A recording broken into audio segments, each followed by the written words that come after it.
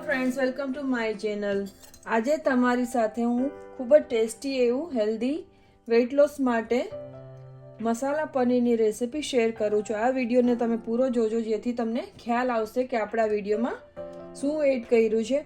આ પનીરનું તમે શાક પણ બનાવી શકો છો અથવા તો તમે આને એમને પણ એર ફ્રાય કરીને આની ચાટ પણ બનાવી શકાય છે. આ પનીરની તો તમે જોઈ શકો છો આપણું પનીર એકદમ સરસથી બન્યું છે. તો ચાલો આ રેસીપીને શરૂ કરશું. આ વિડીયોને તમે પૂરો ફૂલ વોચ કરજો જેથી તમને ખ્યાલ આવે કે આપણે આમાં શું શું ઇન્ગ્રીડિયન્ટ્સ એડ કર્યા છે. વેઇટ લોસ માટે બનાવ્યું છે.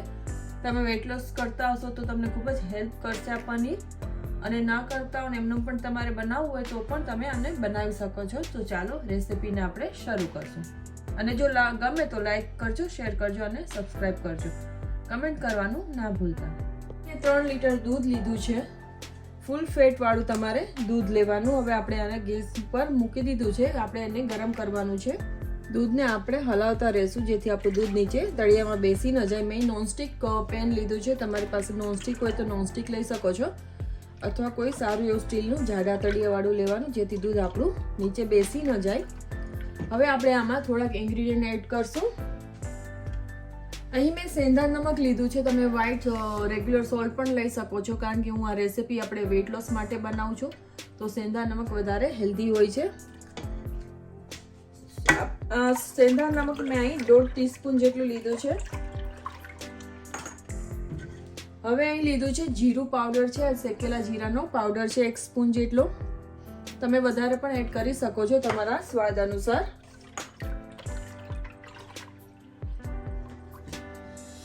મરી પાવડર લીધો છે, થોડો એવો ટેસ્ટ પ્રમાણે જ એડ કરવો, કારણ કે પછી આ તીખાશ હોય છે. પણ નોર્મલી તો આપણે જ્યારે પનીરને આપણે પાણી એનું અલગ કરશું તો અડધા ફ્લેવર એમાં વયા જાય છે, એટલે તમારે વધારે ફ્લેવર એડ કરવા હોય તો તમે કરી શકો છો.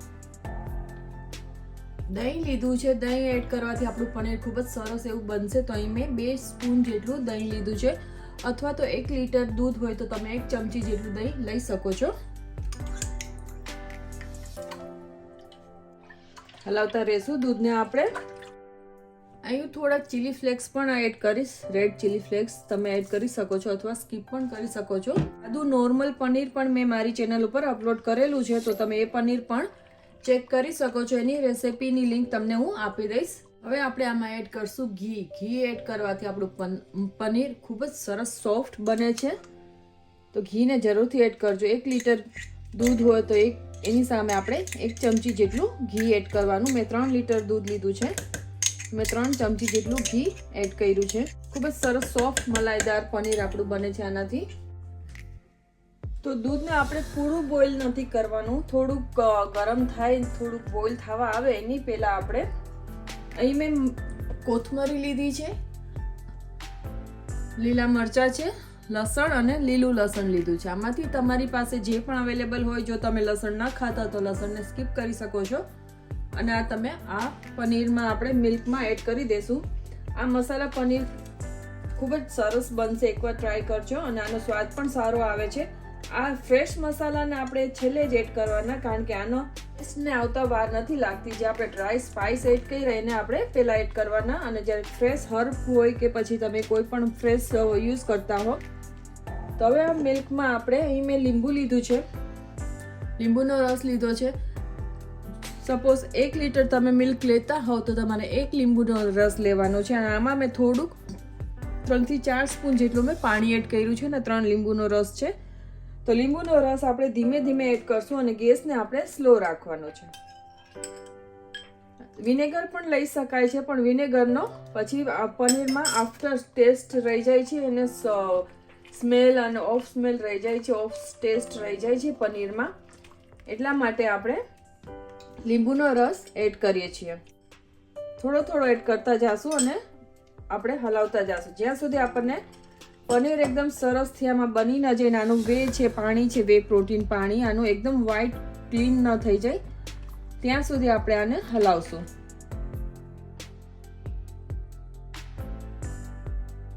તો તમે જોઈ શકો છો આપણું પનીર બનવા આવ્યું છે. આપણે બાકીનો જે લેફ્ટ વધ્યું છે લીંબુનો રસ એને પણ એડ કરી દઈશું અને ધીમે ધીમે હવે એને પાછું હલાવતા રહેશું. જ્યાં સુધી આપણને આમાં પાણી એનું ક્લિયર વળી ન જાય ત્યાં સુધી આપણે એને કૂક કરશું. ગેસને આપણે મીડિયમ જ રાખવાનો છે. તો આપણું પનીર રેડી છે. પાણી આપણું તમે જોઈ શકો છો વે અલગ થઈ ગયો છે. તો મેં ગેસને હવે બંધ કરી દીધો છે ને આપણે આમાં જ થોડું ઠંડુ પાણી એડ કરશું જેથી આનું ટેમ્પરેચર પનીરનું જળવાઈ રહેશે. એટલા માટે તમે પછી પણ એડ કરી શકો છો, ધોઈ શકો છો પનીરને પાણીમાં, ઠંડા પાણીમાં, કારણ કે પનીર આપણું સોફ્ટ રહેશે, ચ્યુવી નહીં બને. હવે આપણે આને સ્ટ્રેન કરી લેશું. મેં મસલિન ક્લોથ લીધું છે, નીચે જારી રાખી છે. તો પનીરને આપણે પહેલા ક્લોથમાં કાઢી લેશું. તમે ચીઝ ક્લોથ, જે પણ ક્લોથ તમારી પાસે અવેલેબલ હોય ઘરે, એ તમે લઈ શકો છો. અને ધ્યાન રાખવું કારણ કે આ પનીર ગરમ હોય છે આપણું. આ રીતે હું બધું પનીરને પહેલા સ્ટ્રેન કરી લઈશ. પનીરને આપણે ગાળી લીધું છે. ગરમ છે બહુ જ, તો જેન્ટલી આને આપણે લેશું. તો આપણું આ પનીર એટલું બનીને રેડી થયું છે. તો આમાં આપણે પાછું થોડું ઠંડુ પાણી ઉપરથી આ રીતે એકવાર એડ કરી દઈશું. હજી ગરમ જ છે તો ધ્યાનથી એને હેન્ડલ કરું. તો અહીં મેં એક ટ્રે લીધી છે. તમે કોઈ પણ વાસણ લઈ શકો છો જેમાં તમારે પનીરને સેટ કરવું છે. તો પનીરને આ રીતે આપણે થોડું હાથેથી મસળી જેથી સરસથી સ્મૂથ થઈ જાય. જે શેપનું તમારે પનીર આપવું છે એ શેપ તમે આપી શકો છો. સ્ક્વેર છે, રાઉન્ડ છે કે રેક્ટેંગલ, આ રીતે આપણે એને પ્રેસ કરી દઈશું. અને કપડાનો ભાગ છે એને આપણે થોડું એને સરખું એવું ફેલાવી દઈશું.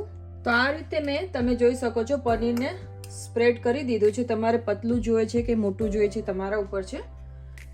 તો આ રીતનું આપણે પનીરને સ્પ્રેડ કરી દેવાનું. તમારી પાસે કોઈ સિલિકોન કોઈ પણ સ્પેચ્યુલા હોય તો તમે એને આ રીતે દબાવીને સ્પ્રેડ કરી શકો છો. જે સાઈઝનું, જે શેપનું, ઊંચાઈ કેટલી જોઈએ તમને એ રીતે તમે બનાવી શકો છો. અથવા તો તમે આનું ફોલ્ડ પણ કરી શકો છો ડબલ.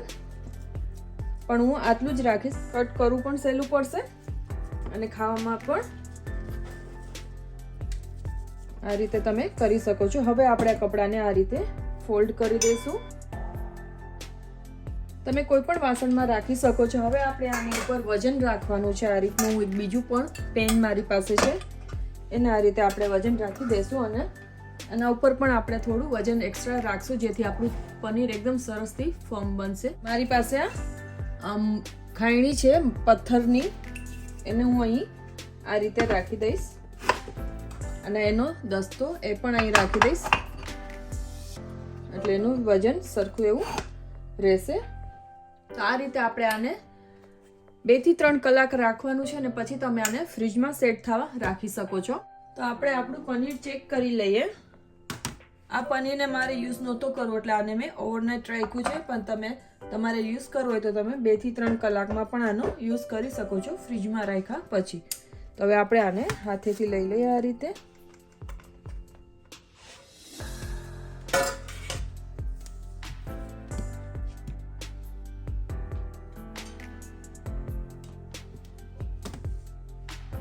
તો તમે જોઈ શકો છો આપણું પનીર એકદમ સરસ બન્યું છે. મારે આની થિકનેસ બહુ નહોતી જોતી, તમે જોઈ શકો છો આટલી જ થિકનેસ છે, 1/2 ઇંચ જેટલી હશે. તમારે જો આનાથી વધારે થિકનેસ જોઈએ તો તમે વધારે થિક પણ કરી શકો છો, બટ મારે આટલી જ જોતી હતી. તો હવે આપણે આના તમારી ચોઈસના તમે એના પીસ કરી શકો છો.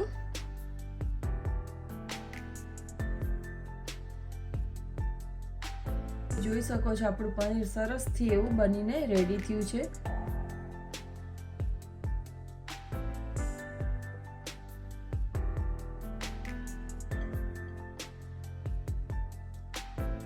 તો રેડી છે આપણું ખૂબ જ ટેસ્ટી, હેલ્ધી, હોમમેડ ઘરનું મલાઈ પનીર.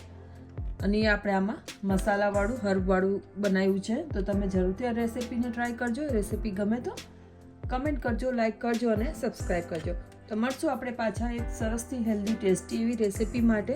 ત્યાં સુધી આવજો.